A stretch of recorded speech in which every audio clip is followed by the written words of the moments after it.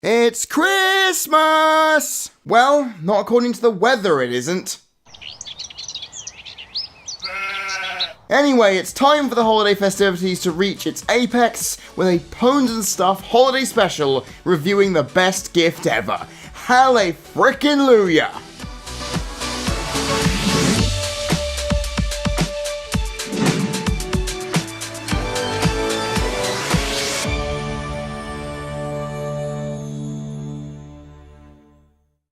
This is my gift to all of you. Merry Christmas, everyone! If you're of a different faith or have no regard for the religious side of this period, then I'm hoping that you're enjoying yourself with your family and friends, having a wonderful time. That being said, it's quite nice to actually have an MLP Christmas special to accompany the holiday for once, giving my yearly watch of Snowfall Frost's Christmas Carol some nice company by the fire. However, there is something distinctly off about this.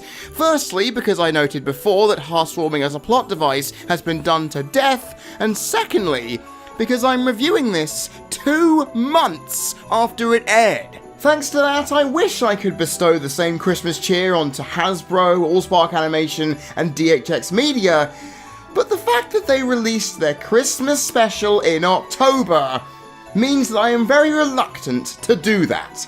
It's become such a running gag that Friendship is Magic gives no craps to the syncing of our seasonal holidays with episode timings and releases that I'm losing any desire to actually laugh at it, instead wanting to throttle it by its astutely long Canadian neck. Season 6's A Heartwarming Tale came out in May, Season 5's Hearthbreakers came out in October, Season 8's Heartwarming Club came out in August. Hell, Season 8's Breakup Breakdown, a Valentine's Day episode, also came out in May, whilst finally Season 5's Scaremaster, a Halloween episode I may add, came out in September. Not October, but 1 month prior. It's mind-boggling how often this has happened since the now conventional March opener was adopted some years ago. However, it's even more stupefying to see when this happens outside of a season, when you have time to hype up the holiday special, the length of a premiere or a finale, for an appropriate December release. But you had to jump the gun, didn't you, Hasbro?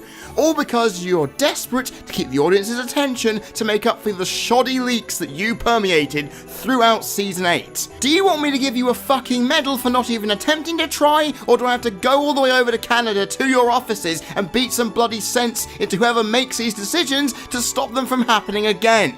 As you can tell, this is a very annoying thing to bear witness to, because, well, we can't change anything, and that really sucks. So let's hope that this bumper Christmas special can garner attention based on quality rather than being a victim of circumstance. Let's see if the best gift ever can really live up to its billing, unlike the walking contradiction that was the best night ever in contrast. Because yes, the titles can be deceiving. So without further ado, let's get on with this review proper. First, I have to look at what bookended this special, the music and the morals that came along with them, because why the hell not? One More Day is a frantically festive sum-up of the period that ticks all of the potential boxes you would need to require.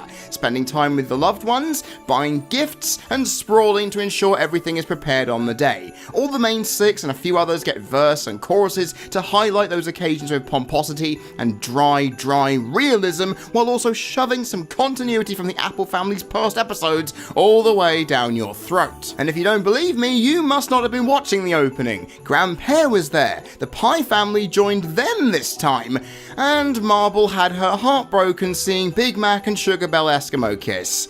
Insert Simpsons meme here. Musically, it was a band with the audible signifiers that were matched with visual iconography to really ram it home in the hammiest of ways and set the stage while getting you hyped up all within a few minutes. I do wish Rebecca Shoichet, yes that's actually how you pronounce her name, I've been getting it wrong for years, would stop singing Twilight like Sunset Shimmer and put some power behind her voice like she used to in the Failure song back in Season 3, but beggars cannot be choosers, in one of the few minor negatives I could muster here. Because seriously, if Dan Ingram's involved, you know I'm not going to be giving it too much criticism. The true gift of gifting started off by allowing Spike a chance to actually profess his love to Rarity face to face for the first time, a according to my knowledge, while also allowing the spirit of the occasion to warm the hearts as it gradually progressed into a subtle but charming exercise in highlighting its true meaning and message. Being charitable to one and all, while spending time with friends no matter what it took to get there, all while proclaiming that these morals were put through the episode at large from the very start, making my heart aflutter in the best way possible. However though, while this is good, I will say that it was too bluntly executed in places and far often ignored to be more than just a non sequitur, despite there being a sleigh and a half full of meaning and sincerity, thanks, well, to the entire special's use of the pros and cons of gift giving itself to pull its flagging carcass out of the snow. Also, its crippling statement that commercialism will doom the holiday is all well and fine too, but the fact that they were too in your face about it means I cannot look at it with all the positivity I could muster. Sure, these songs helped bolster up the narrative's moral compass to somewhere which is much more bountiful than it looked from the outset, but there are still enough rough edges surrounding its execution that, well, it means I am not going to give it the respect it deserves outright. I will though give it some plaudits, because Friendship managed to survive all of that and came across as more sincere,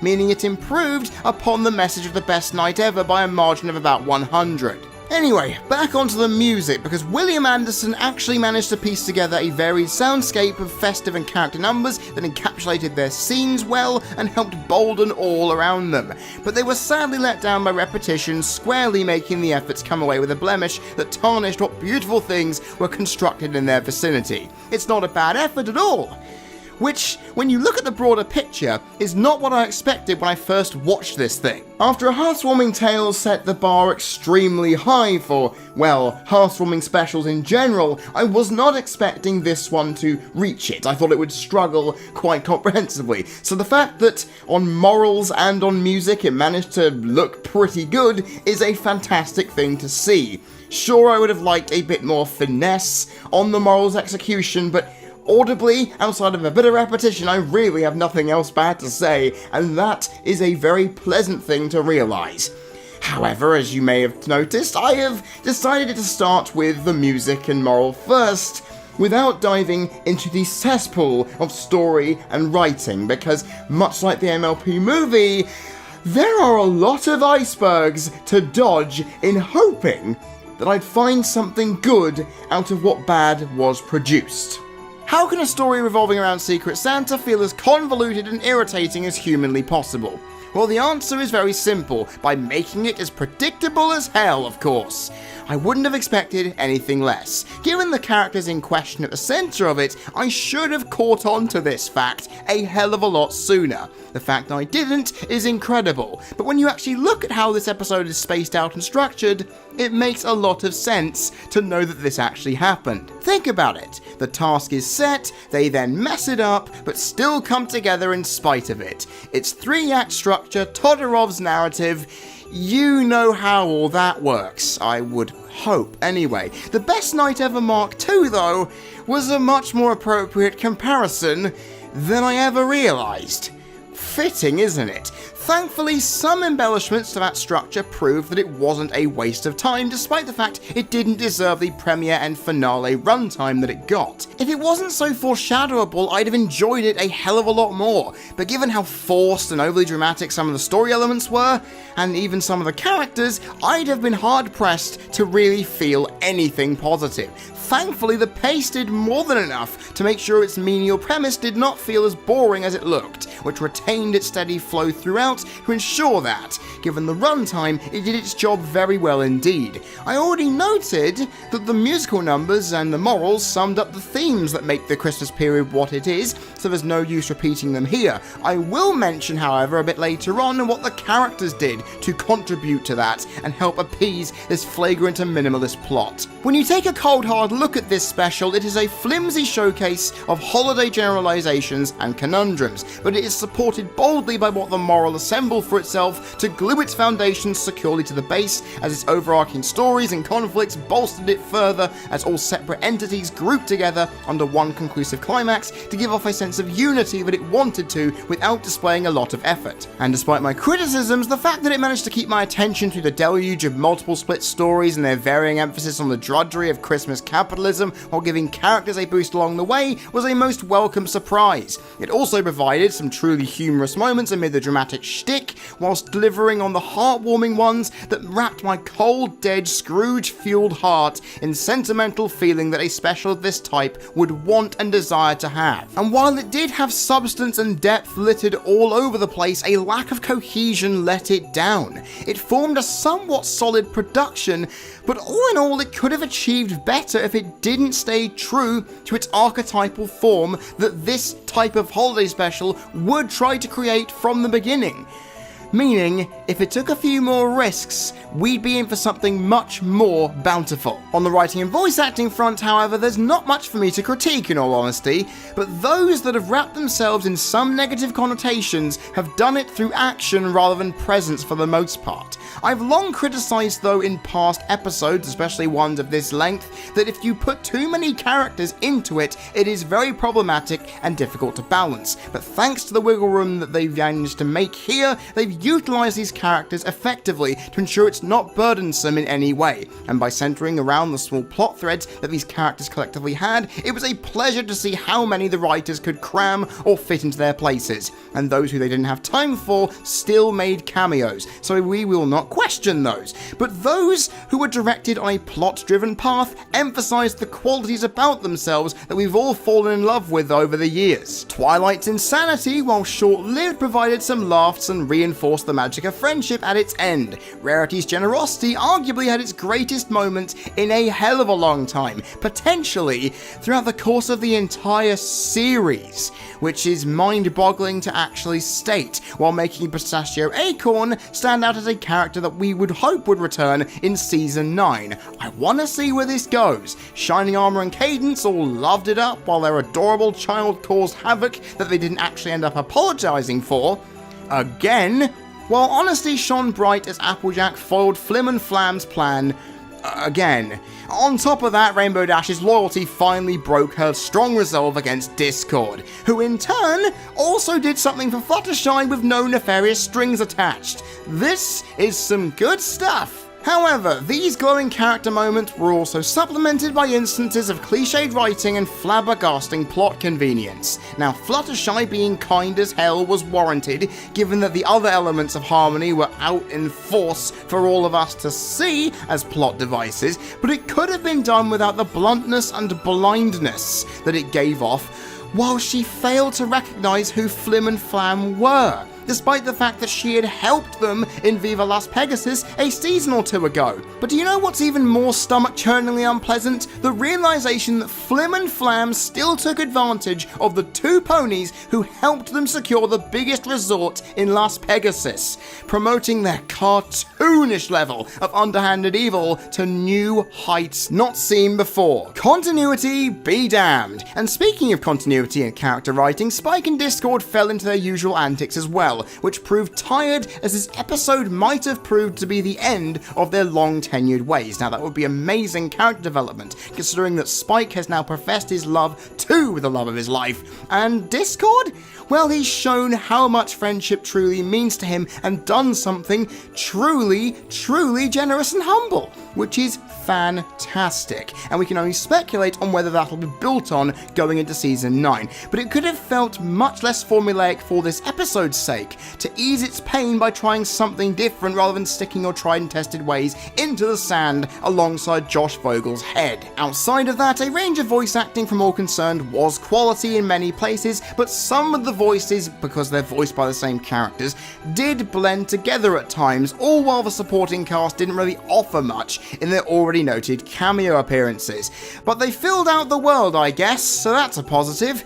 Anyway, there was enough comedic quality, positive characterization, and character growth to see this category into good territory, unlike its narrative-driven predecessor. That being said, how the hell does Derpy still have a job considering she royally messed up? Then again, this is Ponyville, of course. They have a very charitable attitude towards failure. I know they're willing to give her a second chance, but I'm wondering how many second chances she's been given, because this is clearly not the first time this has occurred. Given how there was a lot happening in this special, it's surprising to realise that there wasn't a lot of substance to go along with it, so I can give the characters a lot of credit for adding the charm this needed to show how valuable they are, given how late in the show's life cycle we are. It means that, based on what I've given, it's a topsy-turvy rollercoaster ride to the endgame where it looks like it could get a respectable grade despite the negatives I've thrown its way.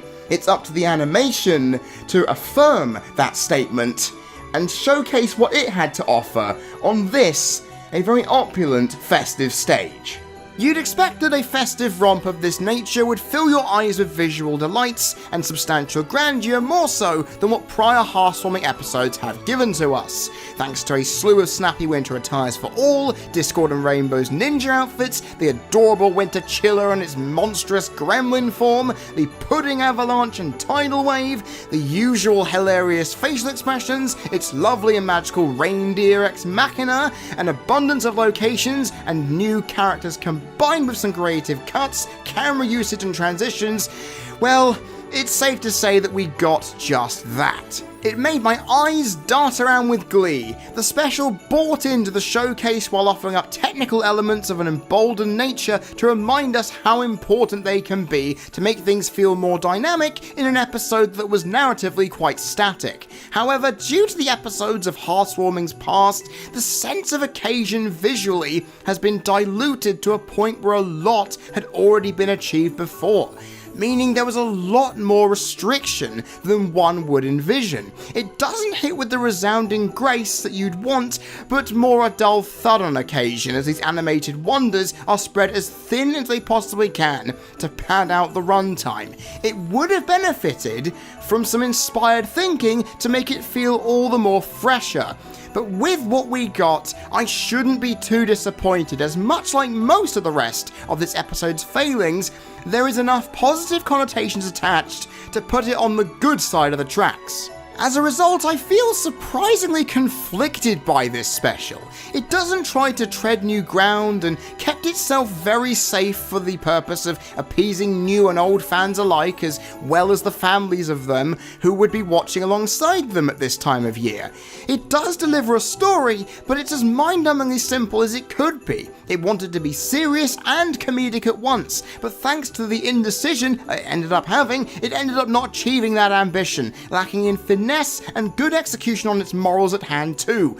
Yet at the same time, it made me laugh, feel things, and reminded me that the characters that we've been watching for nearly a decade still do manage to resonate when all of their ducks line up in a row. The songs and score alongside the well-meaning message were great pieces of artisan bread and mild yet punchy cheese, combining with a weighty and pleasant filling to create the most intriguing of palate-testing Christmas animated sandwiches that, despite making me recoil in places, ensured that I kept taking more bites of it.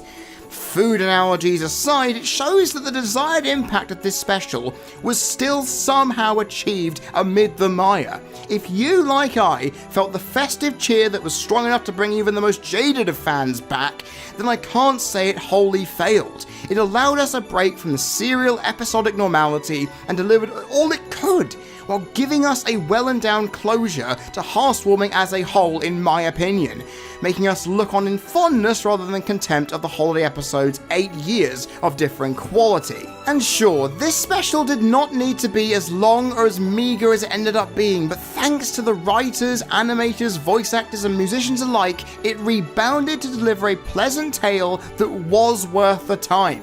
It may have cumbersome problems, but it wasn't the knitted sweater or scented candle of gifts that would have dampened the experience. It was instead the video game that a relative bought you that you had no idea they even realized you liked. It was a really nice surprise that even though it made you question some things, it will mean that I will appreciate and respect it for quite a while yet. Overall, the best gift ever scored a total of 16 out of 25, which is a B-.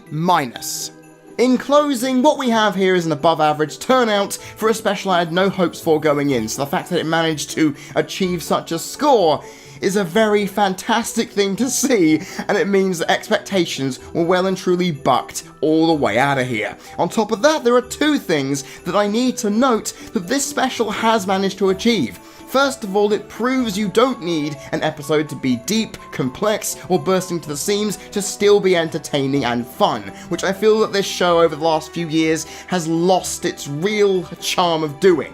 Because honestly, if you can have an episode like from seasons 1, 2, and 3 where all it can do is make you laugh and make you feel happy, then that's all it needs to be. You don't need to fuel it with all kinds of themes and morals that really are a little bit too much for some people to handle, and you don't need to put in these really crazy philosophies and crazy action scenes. Sometimes all you need is the strength of the characters and the story they tell to bring all its good points forward. And on top of that, the fact that this special was so bare to its roots and showcasing all that we love about this show, it means that new and old fans alike, as well as other people watching, can appreciate why we love this show. It gives us fantastic characters, lovely things to learn, and showing that you don't need to be abrasive as hell to make a cartoon worth its time these days. That is exactly what this special has done, and given that it only received a 16 out of 25, I should be more impressed. In fact, I am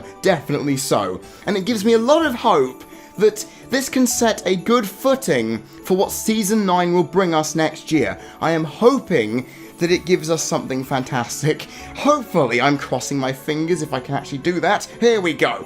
And, well, now we've just got to sit back and wait for the inevitable spring to see if it manages to do so.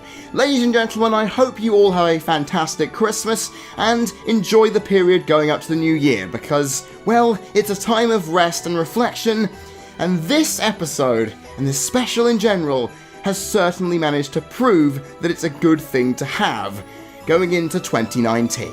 I have been Freddie Thomas, you've been people watching, this has been the Pones N Stuff Christmas special for the CC Network, and I will see you all next time.